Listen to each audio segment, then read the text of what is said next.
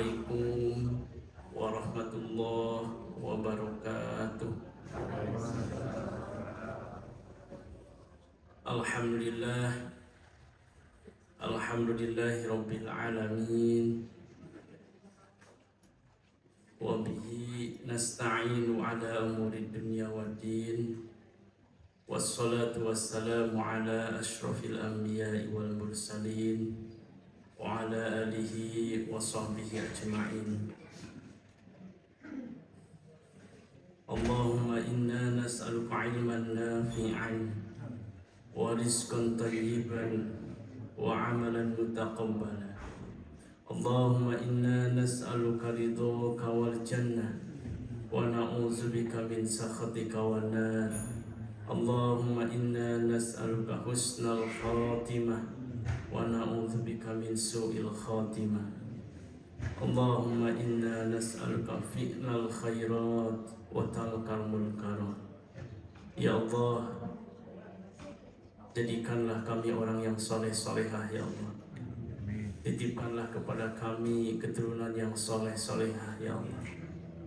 Berkahkan hidup kami, berkahkan usia kami, berkahkan keluarga kami, berkahkan lingkungan kami, berkahkan negara kami. Amin ya rabbal alamin. Alhamdulillah, segala puji hanya milik Allah Subhanahu wa taala.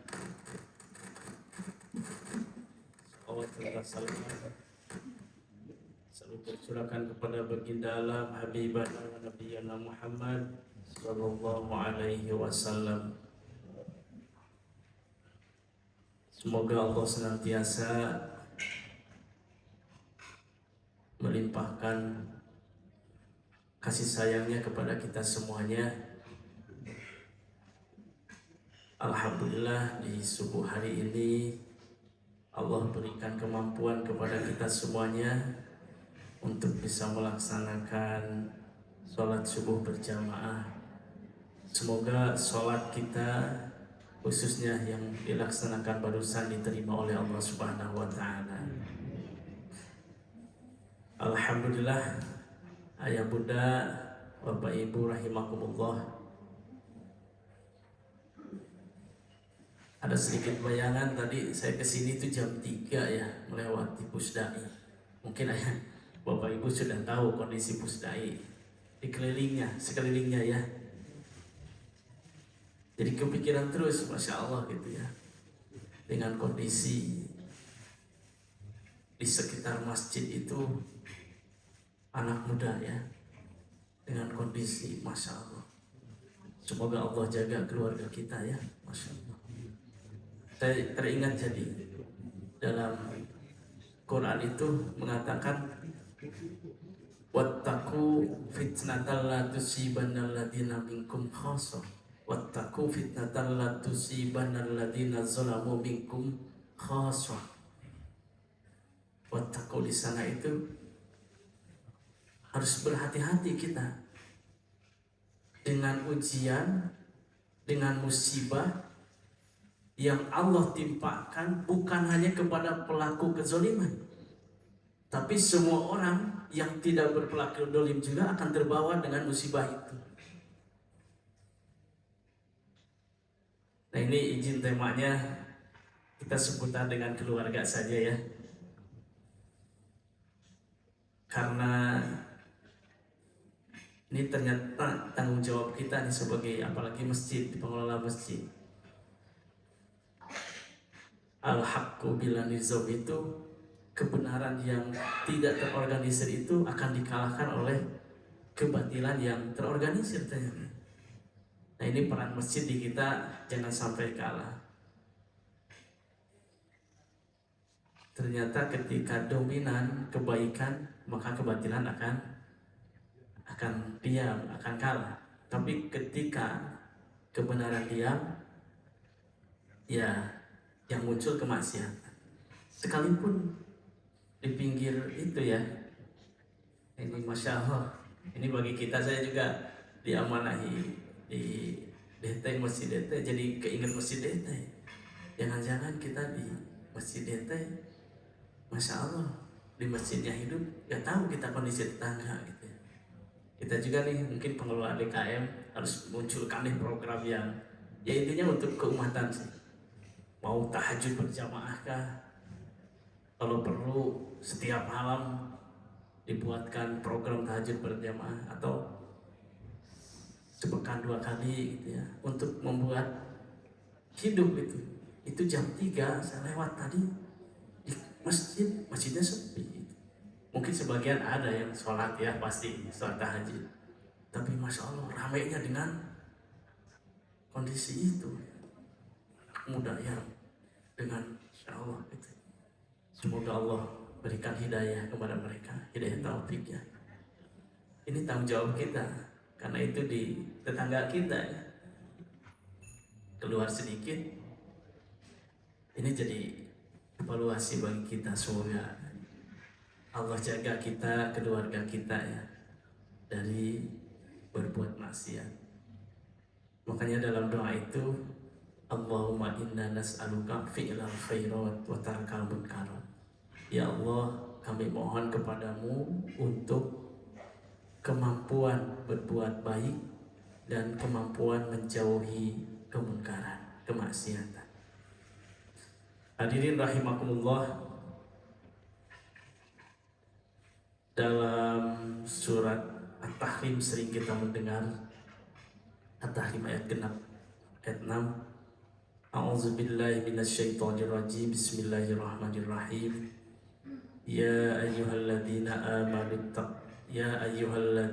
amanu qu anfusakum wa ahlikum nar wa quduhan nas wal hijarah. Al-ayat.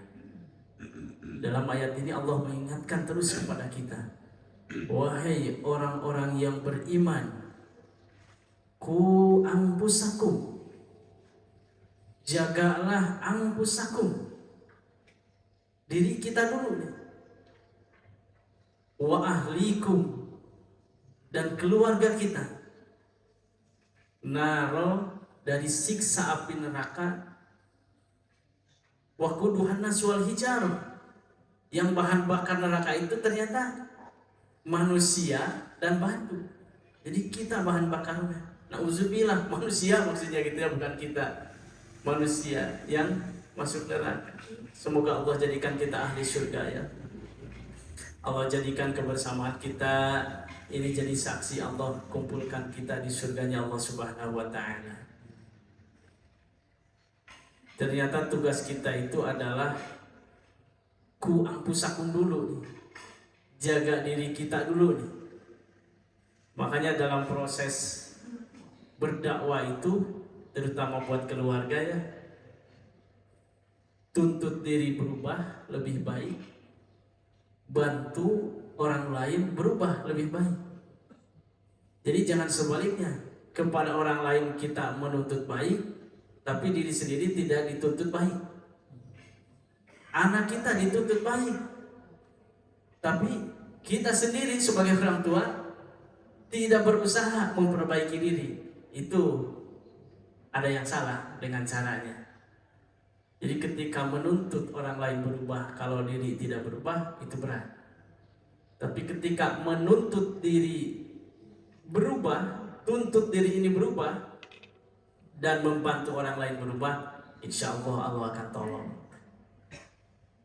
Anfusakum, jagalah dirimu, wa ahlikum. Bahkan di tafsirnya itu wa ahlikum itu sangat luas sekali ya. Izin saya buka. Wa ahlikum di sini semua orang yang bukan hanya keluarga kita, semua orang yang ada di rumah kita. Kalau kita punya perusahaan, punya karyawan, itu ahli kita itu. Kita di rumah, misal ada pembantu, jangan cuek kita dengan pembantu kita. Itu tanggung jawab kita, dan itu akan dipindah tanggung jawabnya, ayah bunda. Wa ahlikum naruh di sini lebih umum. Orang yang menjadi tanggung jawab kita, bukan hanya keluarga inti, bukan hanya anak, bukan hanya, tapi orang yang tinggal di rumah kita, baik itu saudara kita, kakak adik, pembantu, atau siapapun itu yang tidak senasab, tidak satu keturunan dengan kita, tinggal di rumah kita, itu ahli kita. Dan wajib kita berdakwah kepada mereka. Jangan sampai kita rajin sholat, rajin ngaji Quran, kita punya pembantu, gak pernah kita tegur untuk, gak pernah kita ajak misalkan untuk sholat, ngaji Quran. Hati-hati, itu tanggung jawab kita. Dalam hadis dari Ibnu Umar itu dikatakan, kullukum ra'in wa kullukum mas'ulun an ra'iyatihi. Setiap diri ini adalah pemimpin. Wa kullukum, dan setiap pemimpin itu akan ditanya terkait apa yang ia pimpin. Nah ini ayah bunda ini izin mengingatkan ya, mohon doanya dah. Saya juga sama belajar, Masya Allah ternyata amanah kita, pertanggungjawaban kita nanti di akhirat itu detil akan ditanya. Makanya dalam surat At-Tahrim ini Allah mengingatkan, jaga dirimu dan keluargamu dari siksa api neraka. Diri kita dulu nih, setelah diri kita, ahli kita. Ahli kita itu luas maknanya, bukan hanya keluarga inti, bukan hanya anak. Sudah jelas itu amanah jelas bagi kita. Bahkan di sini kullukum ra'in, kullukum ra'in wa kullukum mas'ulun an ra'iyatihi. Izin saya bacakan hadisnya. Wa an Ibnu Umar radhiyallahu anhuma, dari Ibnu Umar radhiyallahu anhuma, qala, telah berkata, sami'tu Rasulullah sallallahu alaihi wasallam, saya telah mendengar dari Rasulullah sallallahu alaihi wasallam, yaqulu, beliau bersabda, kullukum ra'in, setiap pemimpin ini, setiap kita ini adalah pemimpin. Wa kullukum mas'ulun an ra'iyatihi, dan setiap pemimpin akan ditanya atas apa yang ia pimpin. Al-imamu, nah ini pemimpin, ra'in, pemimpin bagi rakyatnya itu, wal mas'ulu, dia akan ditanya terkait apa yang ia pimpin. Imam, mungkin ayah di sini imam, di keluarga imam tuh ayah tuh. Ini pemimpin paling sederhana tapi sangat penting di keluarga itu, karena dimulai dari keluarga dulu. Pemimpin bagi rakyatnya, maka ia akan ditanya terkait dengan apa yang ia pimpin. Warrajulu, nah ini rajulu di sini lebih khusus, di sini mungkin ke ayah ya. Seorang ayah itu, seorang laki-laki itu ra'in fi ahlihi, pemimpin bagi keluarganya, dan akan ditanya terkait dengan keluarganya. Jangan sampai kita duduk di sini, anak kita gak jelas, gak tahu. Hati-hati, jangan dibiarkan. Harus ada dakwah, walaupun hidayah itu bukan di kita. Allah yang memberikan hidayah, kita gak punya kemampuan apa-apa. Hanya yang harus kita lakukan adalah ikhtiar. Ikhtiar, doakan, ikhtiar aja, jangan dibiarkan. Itu adalah tanggung jawab kita. Keluarga kita itu, anak kita terutama ya, itu adalah tanggung jawab kita.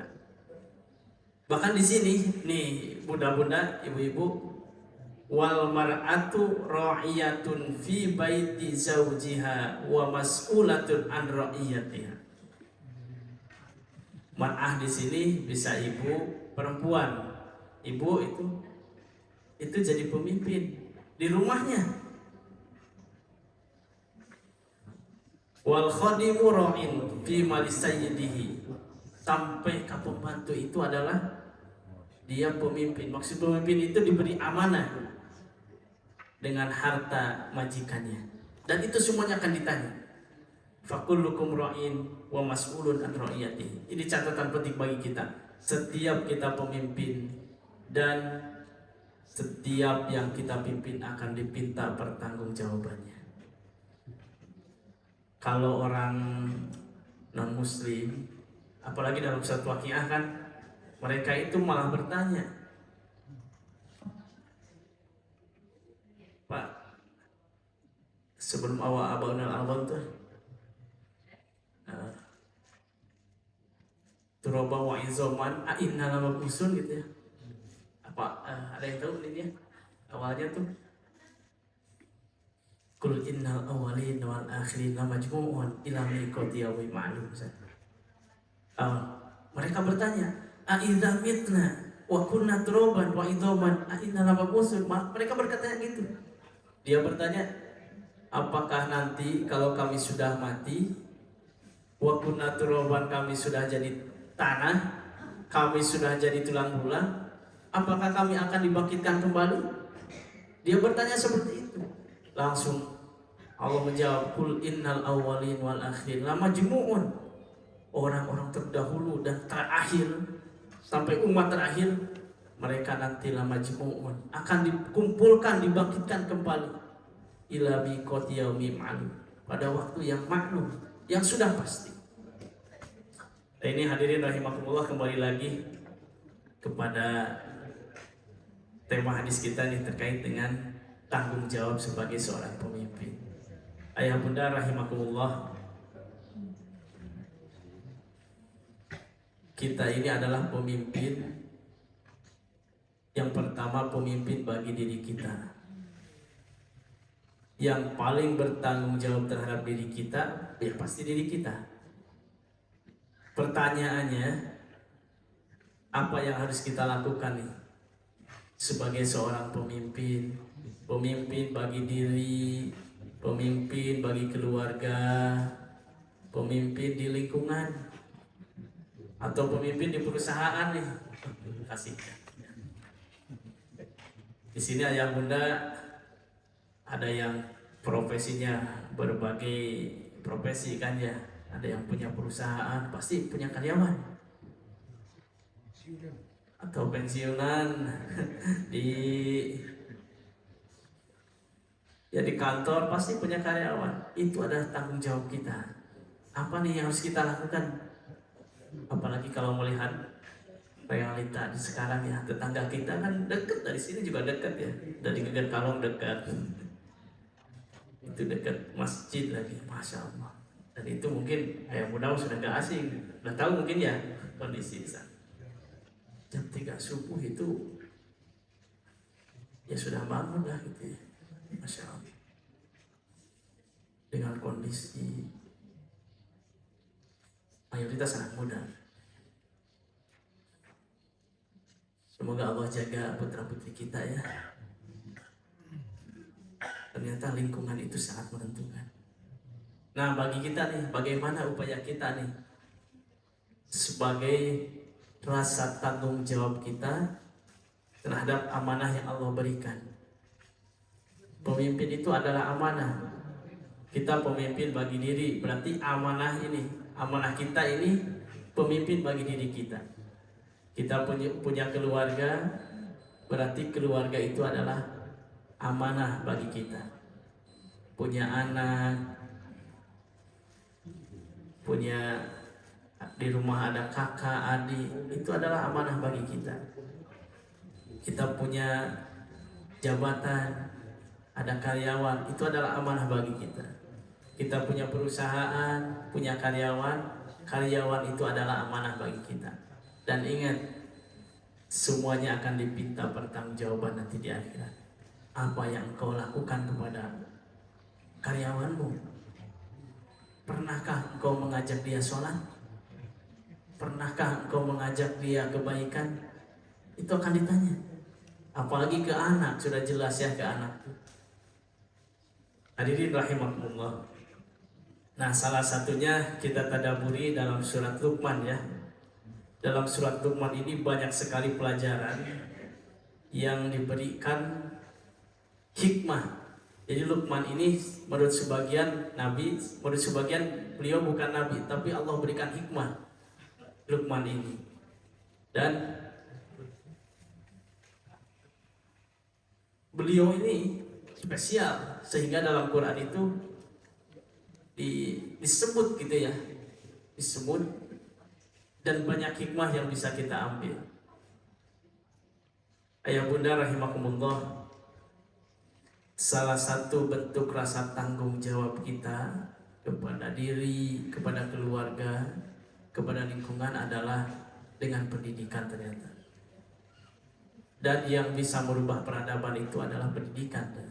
Ini mungkin para ahli, para dosen yang mohon maaf saya bukan menggurui, bukan mengajari. Hanya pendidikan yang bisa merubah itu. Pernah ke Eko Pesantren, ada menteri 2 tahun ke belakang itu ke sini ke Eko menghampiri A. Kata beliau, PR terbesar sekarang kalau ingin merubah negara, katanya generasinya harus diberikan pendidikan, karena yang bisa merubah untuk lebih baik adalah diawali dari pendidikan. Nah di sini dalam surat Luqman ini minimal 3 hal nih, 3 ayat yang kita pegang. Sebenarnya banyak sih yang menjadi pelajaran dalam surat Luqman ini. Salah satu bentuk tanggung jawab kita kepada diri, kepada keluarga, kepada ahli kita adalah dengan pendidikan. Dalam surat Luqman ayat 13 nih. Ayat 13 dulu ya. Ini langsung, sebenarnya banyak sih pelajarannya, tapi saya lebih singkatkan lagi. A'udzubillahi minasyaitonirrajim. Wa idz qala Luqmanu libnihi wa huwa ya'iduhu ya bunayya la tusyrik billah innasyirka la dzulmun azim. Ayah bunda, pendidikan pertama yang wajib kita pahami, yang wajib kita ajarkan kepada putra-putri kita, kepada keluarga kita, ternyata adalah la tusyrik billah. Jangan menyekutukan Allah. Pendidikan utama, pondasi yang harus diberikan kepada keluarga kita adalah pendidikan tauhid. Ini pendidikan tauhid sangat penting sekali ayah bunda. Kalau kita punya pandangan anak harus punya kemampuan berbagai bidang apapun itu silahkan. Tapi pondasi utama yang harus dimiliki oleh seorang anak, terutama keluarga kita, adalah pendidikan tauhid. Jangan sampai meremehkan pendidikan tauhid ini. La tusyrik billah dalam Quran ini, Luqman memberikan pendidikan kepada anaknya, bahkan dengan bahasa yang lembut sekali. Wa idz qala, dan ketika berkata siapa Luqman? Luqman libnihi, kepada anaknya. Dia berkata kepada anaknya. Wa huwa ya'iduhu, ketika dia memberikan nasihat. Ya bunayya. Nah ini ya bunda. Jadi kalau panggilan ke anak itu ternyata harus lembut. Ini pendidikan parenting ya. Ya bunaya, dengan bahasa wahai anakku itu. Sekalipun anak kita masih kadang misalkan melakukan keburukan, hati-hati nih lisan orang tua, jangan sampai keceplosan memanggil dia dengan panggilan yang buruk. Karena bisa jadi doa tuh ya bunda. Anak saya kok gak bisa diatur, dasar dengan panggilan buruk misalkan. Hati-hati, itu bisa jadi doa ternyata. Dan justru orang tua ternyata yang salah cara mendidiknya. Kalau kita lihat metode Luqman dengan bahasa lembut ke anaknya, ya bunayya, wahai anakku, wahai anakku si soleh, si pintar, itu kan lebih enak kan gitu ya budaya manggil anak itu. Anak kita teh misalkan gak mau diem. Jangan dimarahi dengan bahasa yang kasar, apalagi dengan dasar, anak kurang ajar misalnya. Wah, itu perkataan yang jauh itu. Hati-hati, setiap ucapan itu doa. Hati-hati. Kalau anak kita melakukan kesalahan, ya dengan bahasa yang lembut, soleh, pintar, enaklah kalau bahasa Sunda kan itu ya. Pendidikan pertama yang harus dipahami adalah pendidikan tauhid, terutama bagi diri ini, bagi diri kita. Sejauh mana ketauhidan kita? Tauhid itu kan ilmu yang paling utama, itu adalah ilmu mengenal Allah. Kalau secara disiplin ilmunya banyak sekali, tapi kita mengenal ada iman, Islam, ihsan, di sana goalnya. Ketika kita menjadi orang yang beriman, menjadi orang yang muslim, dan orang yang muhsin, orang yang ihsan, anta'budallah ka'annaka tarahu. Jadi kita itu beribadah kepada Allah seolah-olah Allah itu melihat kita. Fa illam takun tarahu fa innahu yarak. Kalaupun kita belum punya kemampuan keyakinan sampai derajat Allah melihat kita, yakinilah fa illam takun taro, Allah terus melihat kita. Jadi ketika kita memberikan pelajaran kepada putra-putri kita, siapa yang menciptakan kita? Allah. Siapa yang mengurus kita? Allah. Minimal seperti itu. Dilanjutkanlah dengan disiplin ilmunya. Ada rujukan Quran, hadis, kitabnya. Itu yang harus dipelajari. Kenapa banyak orang yang pintar tapi kalau bahasa Sunda mau pintar kapalingar ya, gelarnya panjang, tapi kenapa korupsi? Dikarenakan tauhidnya ini nih, PR bersama. Tauhidnya ini, ilmu mengenal Allahnya ini yang dangkal ataupun tidak ada. Ketika ia ingin berbuat maksiat, kalau tauhidnya kuat, ya Allah, saya berbuat maksiat walaupun gak ada yang tahu, Allah tahu nih, melihat. Saya takut kalau saya mati ketika maksiat. Itu ketauhidan. Kalau dalam disiplin ilmunya ada uluhiyah, asma wa sifat, rububiyah di sana. Apalagi kalau ada disiplin ilmu mengenal sifat Allah yang 20 dari wujud tidak apa, itu semuanya tujuannya apa? Menguatkan ketauhidan kita. Maka penting ayah bunda, sebagai rasa tanggung jawab yang paling utama kepada putra putri kita adalah tanamkan dengan pendidikan, yaitu pertama pendidikan tauhid, pendidikan mengenal Allah. Ini paling penting. Kalau di DT Garuda Agim itu setiap malam Jumat ada kajian Ma'rifatullah namanya. Itu yang bicara seputar tauhid, isi-isinya itu. Bahkan sampai Asmaul Husna satu persatu setiap malam itu, setiap Jumat itu dibahas. Dan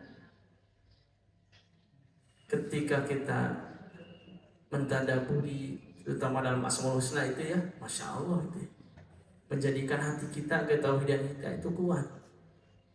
Nah yang bunda, berikanlah pendidikan tauhid kita sesuai dengan kemampuan kita. Kalau kita gak mampu, titipkan di lembaga yang bisa mendidik gitu ya. Dan hati-hati juga sekarang tuh terkait akidah itu banyak sekali tantangan juga. Mohon maaf ya, di Geger Kalong itu ada di Jambi ya namanya ya. Nah itu Syiah kan. Hati-hati, itu akidahnya sudah bukan Ahlus Sunnah wal Jamaah. Hati-hati dengan pendidikan tauhid kita. Pertama yang harus kita ajarkan adalah pendidikan tauhid. Tapi kita juga harus selektif terkait dengan tauhid ini, terkait dengan akidah ini. Karena ada pendidikan akidah yang justru malah mencela para sahabat, mencela khulafaur rasyidin. Kan itu juga salah. Jadi penting pendidikan ini. La tusyrik billah di sini. Janganlah engkau menyekutukan Allah. Bahkan dalam menyekutukan Allah itu ternyata ada dalam tafsirnya itu dalam kemarin surat apa ya, Al-Imran kita baca kemarin, la tusyrik billah itu ternyata anggota badan, hati, kulubikum, wajawarihikum, katanya jangan sampai menyekutukan Allah nih. Hati kita jangan sampai menyekutukan Allah. Jawarihikum juga, anggota badan kita ini jangan sampai menyekutukan Allah. Itu la tusyrik billah misalnya. Hati kita kadang-kadang, bukan kadang lagi mungkin, masih banyak ilah-ilah yang ada dalam diri kita. Kita masih bersandar kepada selain Allah. Kalau musyrik itu kan mencari selain Allah gitu ya. Bisa mencari persamaan, bisa ke Allah ada, ke ini juga ada, ke yang lain selain Allah juga ada. Itu musyrik. Harusnya full kepada Allah. Ketika dalam surat Al-Ikhlas, ucapkanlah Wallahu ahad, Allah itu yang esa, Allahus somad. Allahus somad di sana itu Allah lah satu-satunya yang menjadi sandaran kita. Kita tidak menuhankan jabatan, tidak menuhankan anak, tidak menuhankan uang, tidak menuhankan harta. Hati-hati, jangan sampai musyrik.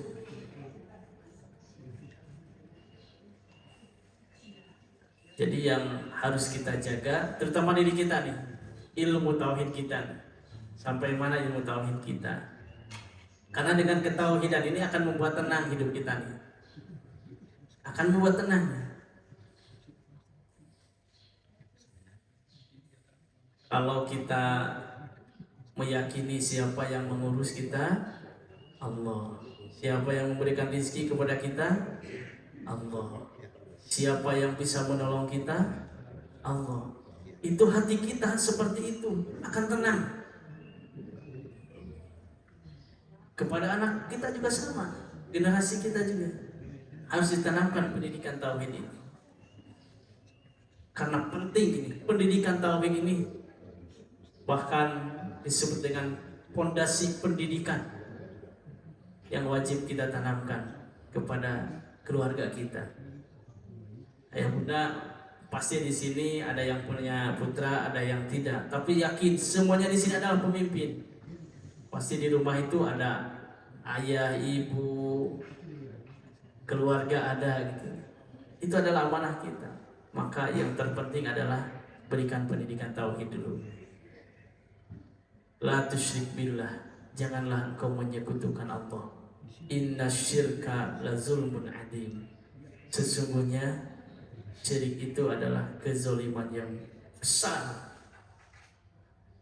La tusyrik billah. Ini pendidikan tauhid. Jadi amanah kita sebagai seorang pemimpin, di antara yang harus kita lakukan adalah sebagai rasa tanggung jawab sebagai seorang pemimpin adalah dengan pendidikan. Yang pertama, pendidikan tauhid. Silahkan di sini banyak pesantren. Kalau di masjid ini ada kajian-kajian, dibukalah pendidikan. Di sini banyak putra putri. Mungkin di sini setiap ada pendidikan anak buat warga mungkin ya. Mereka yang ada di sini ya. Nah itu ditanamkan. Selain Quran, tauhid dengan dasar-dasarnya dulu.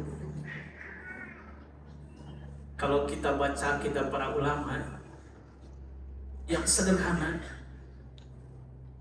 mereka itu menghadirkan sebuah karangan kitab sederhana, dasarnya ternyata memberikan pendidikan bahwa jangan langsung tinggi memberikan pendidikan itu.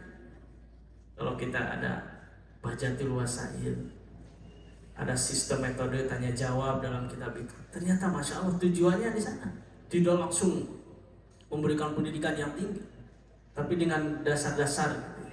Mal Islam, apa itu Islam, mal iman, apa itu iman. Itu sengaja para ulama menghadirkan metode seperti itu untuk mensederhanakan pendidikan ternyata. Bukan tidak mampu, mal iman, mana ayat Qur'annya, mana hadisnya panjang gitu. Bukan tidak mampu, justru untuk memberikan pemahaman awam. Itu metode ternyata. Kitab sederhana sampai ada yang besar sampai komplit lah. Ternyata di sini metodenya yang diberikan. Cara yang diberikan oleh para ulama itu. Dalam bab fikih pun sama. Kita di santri ada bab fikih itu yang dikarang oleh Syekh Abdul Jabbar. Beliau itu ulama di Mekah, mengajarkan fikih Syafi'iyah. Kenapa katanya? Karena di Indonesia banyak Syafi'i katanya gitu ya. Tapi dia asli dari Mekah, meninggal di Mekah. Mengarang kitab itu tujuannya apa? Memberikan pendidikan dasar. Dan beliau mengarang kitab itu tidak serta-merta langsung dengan ini rujukan-rujukan yang tinggi, sederhana gitu ya. Matohal, mahwal Islam, mahwal iman, mahwal Islam, ihsan. Sederhana dengan jawaban pun sederhana ternyata. Itu bagi kita metodenya juga sama gitu ya. Bagi putra-putri kita harus kita ajarkan dulu pendidikan tauhid. Tentunya sesuai dengan kemampuan putra-putri kita ya. Kemampuan kita juga sama gitu ya. Mengenalkan Allah dengan cara yang sederhana.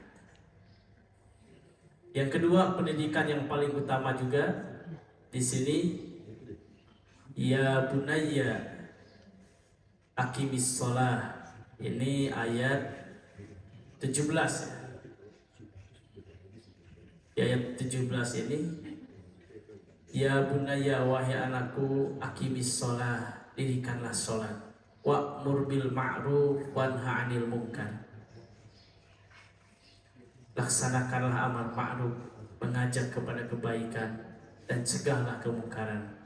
Wasbir ala ma asabak, dan bersabarlah ala ma asabak, terhadap yang menimpamu. Inna dzalika min azmil umur. Sesungguhnya yang demikian itu termasuk perkara yang penting, azmil umur di sana. Jadi ayah bunda, setelah pendidikan tauhid, pendidikan mengenal Allah, ternyata yang kedua adalah pendidikan ibadah.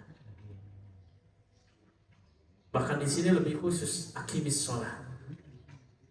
Kenapa sholat ini lebih spesifik, lebih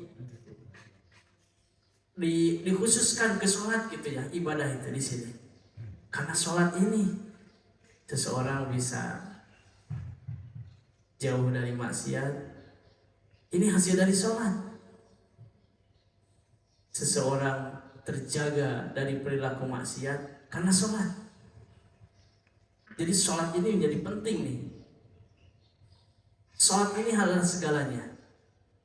Bahkan dalam pendidikan anak, ketika anak gak mau sholat di usia 7 tahun, bagaimana kan budak? Dicepret. Ya. Diberikan peringatan usia 7 tahun. Kalau 10 tahun 4.000 di sini. Kalau di sini 4.000-nya bukan dipukul sih ya, disesuaikan aja gitu ya. Yang juga kita malah dicepret sih ininya, semampu kita. Bahkan di sini nih, kalau kita mencontoh pendidikan Nabi ya, dalam surat Thaha ayat 132 itu kan Nabi diperintah wa'mur ahlaka bis shalah wastabir 'alaiha. Metode pendidikan Nabi yang Allah perintahkan kepada keluarga Nabi itu adalah wa'mur ahlaka bis shalah ternyata. sholat dulu nih. Perintahkanlah keluargamu untuk melaksanakan sholat. Wastabir alaiha. Menurut para ulama, kenapa istobar enggak wasbir gitu ya katanya? Dikarenakan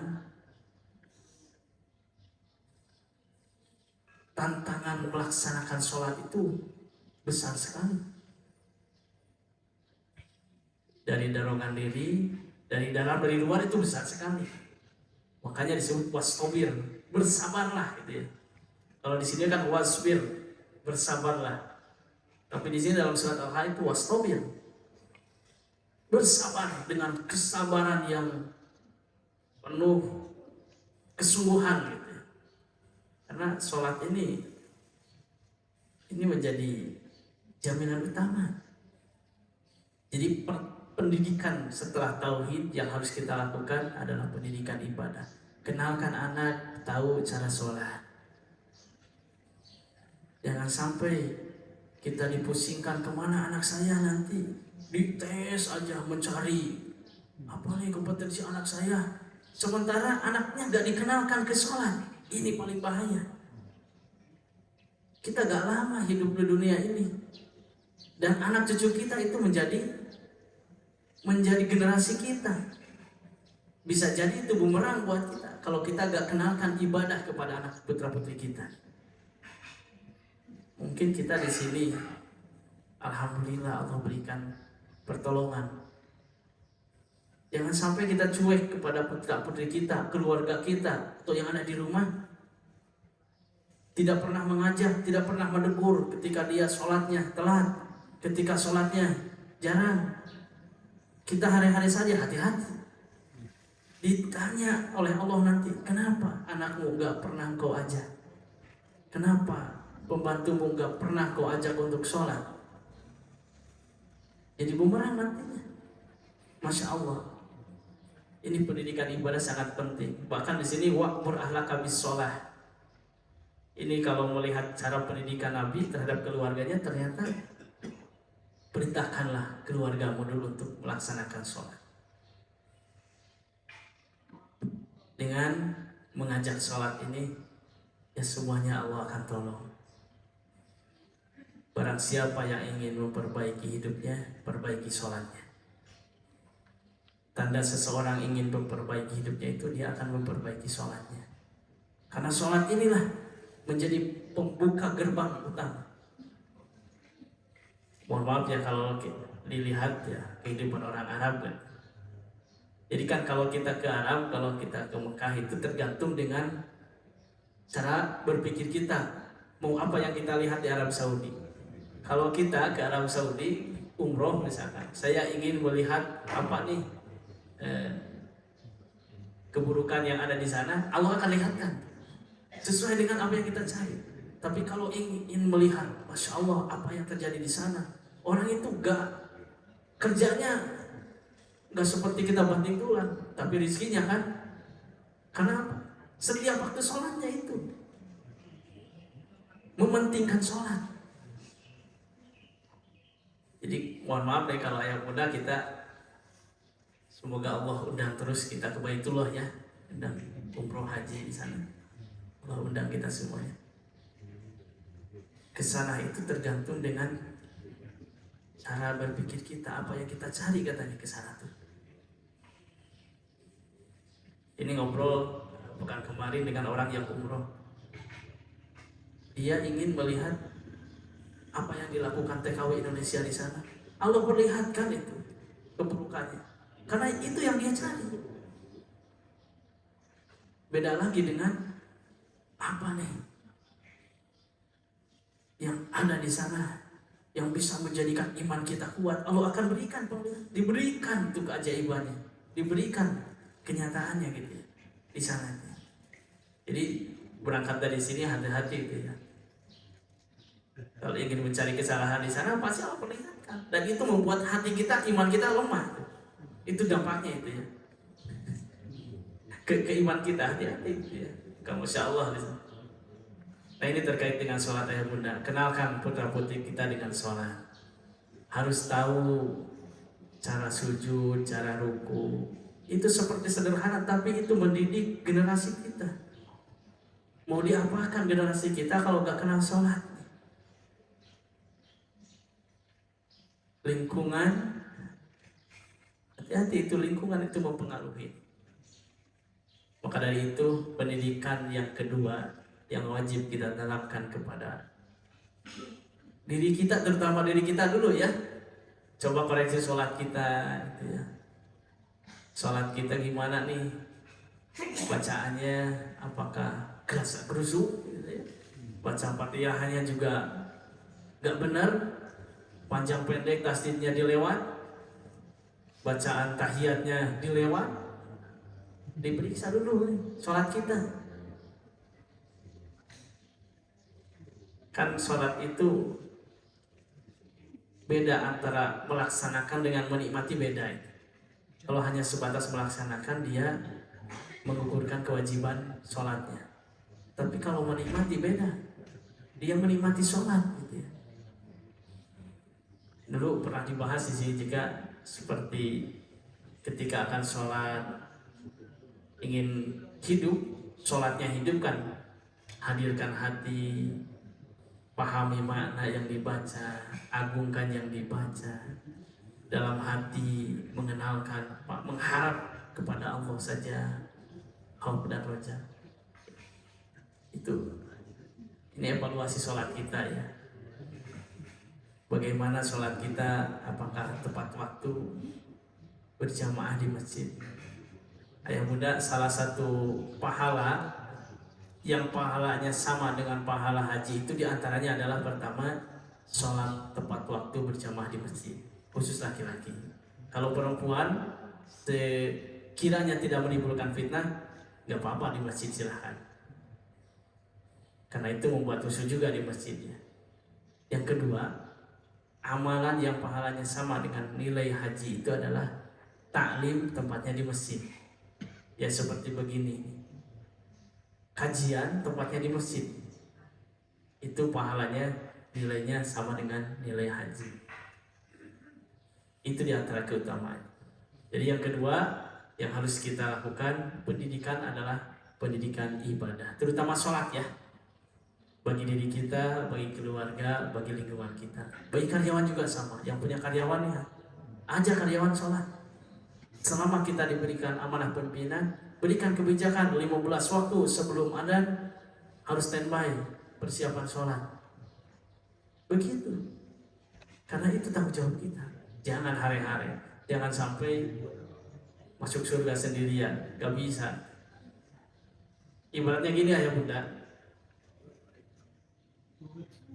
Jadi teman-teman kita yang belum melaksanakan sholat gitu ya, pertama, diri kita jangan ujub, jangan sombong. Wah, saya mah udah rajin sholat. Hati-hati itu, jangan sombong. Kita bisa duduk seperti ini, bisa sholat itu karena pertolongan kasih sayang Allah. Itu yang pertama. Yang kedua, ketika melihat orang yang belum sholat, itu doakan. Bukan dicibir, bukan dihina, didoakan ternyata. Doakan, ya Allah, anak saya belum rajin sholat. Doakan, rajinkanlah, jadikanlah anak saya, keluarga saya ahli sholat ya Allah. Karena yang memegang hati kita, hati anak kita itu Allah. Kita gak punya kemampuan apa-apa. Kita mengajak dengan apapun untuk sholat ke anak, tapi anaknya gak diberi hidayah, susah juga. Maka kuncinya adalah doakan. Doakan sambil ikhtiar, ajaklah, berikanlah lingkungan-lingkungan yang nyaman buat dia untuk melaksanakan sholat. Pendidikan ibadah. Yang ketiga, ini izin sampai jam berapa nih yang muda? Jam 9. Jam 9. Sampai suruk ya, suruk jam berapa nih? Udah lewat? 32 ya? Ya. Wala tusair khaddaka linnas wala tamshi fil ardi maruha. Ini ayat muda. Pendidikan yang ketiga sebagai tanggung jawab amanah kita itu adalah pendidikan akhlak. Pendidikan akhlak ini jadi penting. Kalau dalam ayat 18 di sini, wala tusair khaddaka linnasi, dan janganlah kamu memalingkan wajah dari manusia karena sombong. Khaddaka linnasi wala tamshi, janganlah engkau berjalan di bumi dengan angkuh. Innallaha la yuhibbu kulla mukhtalin fakhur, sesungguhnya Allah tidak menyukai orang-orang yang sombong dan membanggakan diri. Nah, ini pendidikan akhlaknya ternyata. Tadi pertama pendidikan tauhid, itu ilmu mengenal Allah, meyakini satu-satunya pencipta kita Allah, meyakini Tuhan kita Allah, yang memberikan rezeki kepada kita Allah, yang mengurus kita Allah, yang bisa menolong kita Allah, yang bisa mencegah kita dari berbuat maksiat Allah. Itu dalam praktek teknisnya itu ya. Kalau disiplin ilmunya beda yang beda. Harus generasi kita harus dikenalkan disiplin ilmunya ya. Harus tahu cara. Kalau kita berdisiplin ilmu tadi SD, SMP, SMA kan beda berjenjang. Nah, ilmu tauhid pun harus gitu. Supaya kuat nantinya. Kemudian pendidikan ibadah. Ajak keluarga kita ibadah, terutama sholat. Diri, keluarga, itu diri, keluarga, lingkungan, dan yang kita amanah. Kemudian yang ketiga pendidikan akhlak. Bahkan salah satu wasiat Nabi itu kan wa khaliqin nas bi khuluqin hasanin. Bergaulah dengan sesama manusia dengan akhlak yang mulia. Ketika dia orang iman takwa, maka akan terpancar dari akhlaknya yang mulia. Standarnya di sana. Imannya kuat, sholatnya bagus, ibadahnya bagus, maka akan berdampak kepada akhlaknya. Akhlaknya pun akan bagus. Dan pendidikan akhlak ini, kalau kita kenal pendidikan karakter sekarang ya, ini yang muda yang ahli pendidikan nih, karakter ini sangat disorot zaman sekarang. Kenapa? Banyak sekolah, tapi masih ada tawuran. Masya Allah gitu ya. Ini mohon maaf bukan menyedihkan sekolah gitu. Ada beberapa gitu. Banyak lembaga pendidikan dimanapun. Ya, kalau kita bicara taklim di kitab Ta'limut Ta'lim itu banyak sekali pelajaran. Falamma ra'aitu katsiran bi jamin min tulabil ilmi, ketika di zaman ini banyak sekali orang yang mencari ilmu, baik formal non formal, ada yang ke pesantren, ada yang ke formal dari mulai SD sampai kuliah, kajian di mana-mana. Tapi mereka tidak mendapatkan ilmu, buah dari ilmu atau manfaat dari ilmu itu dikarenakan salah metodenya, salah caranya. Maka dipelajarilah dalam kitab Ta'limut Ta'lim itu. Dan salah satu yang paling miris sekarang itu di pendidikan kita itu kejadian seperti guru dituntut oleh siswa. Itu berkahnya hilang itu dengan seperti itu. Barokahnya akan hilang kalau begitu. Padahal setiap sekolah itu pasti menginginkan terbaik bagi anaknya. Setiap pesantren pasti menginginkan terbaik bagi anaknya. Salah sedikit dituntut gurunya, salah sedikit dituntut sekolahnya. Mau dikemanakan keberkahannya? Dicabut oleh Allah keberkahannya. Dikarenakan seperti itu.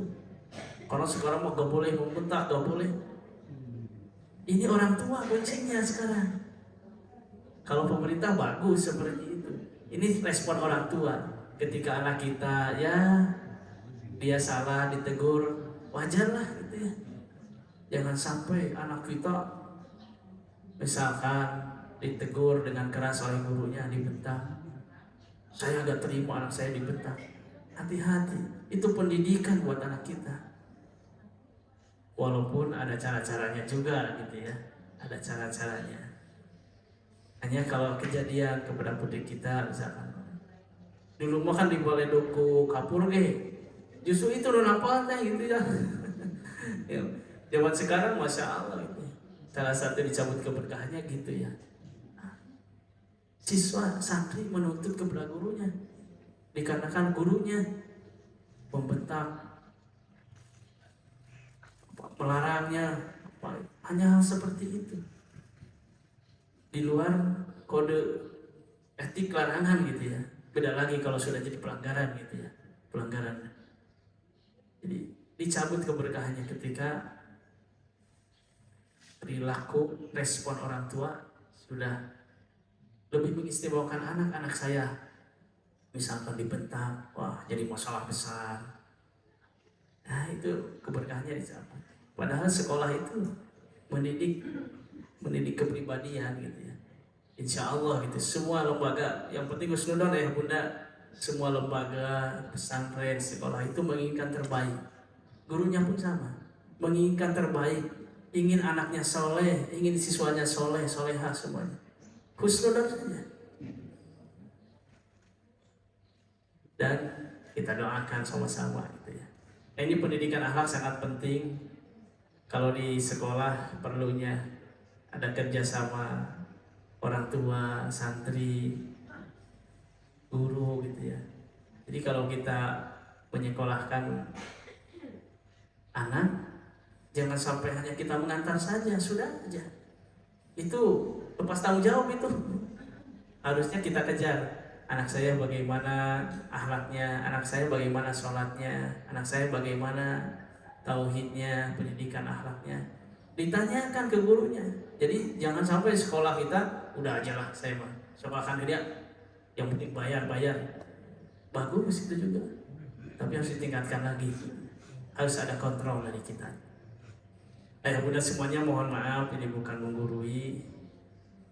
Semoga Allah jadikan keluarga kita semuanya orang-orang yang soleh-soleha. Allah kumpulkan kita, keluarga kita semua, yang lingkungan ini khususnya, ini Masjid Baitul Mu'minin, Allah kumpulkan kita semuanya di surganya Allah Subhanahu wa Ta'ala. Allah jadikan kita, keluarga kita, orang-orang yang ahli bertauhid kepada Allah. Allah kuatkan tauhid kita, Allah kuatkan iman kita, Allah jadikan kita semuanya ahli takwa. Allah jadikan kita ahli ibadah, ahli sholat. Allah berikan kepada kita, keluarga kita, lingkungan kita, orang-orang yang punya akhlak yang mulia. Amin ya rabbal alamin. Sudah habis waktunya mungkin ya, sampai surut ya bunda ya. Alhamdulillah. Mohon maaf, semoga Allah menjadikan perkumpulan kita ini amal soleh dan Allah catat sebagai kebaikan. Allah kumpulkan kita di surganya Allah Subhanahu wa Ta'ala. Allah karuniakan kepada kita semuanya wafat husnul khatimah. Amin ya rabbal alamin. Hadanallahu wa iyyakum ajma'in. Wassalamualaikum warahmatullahi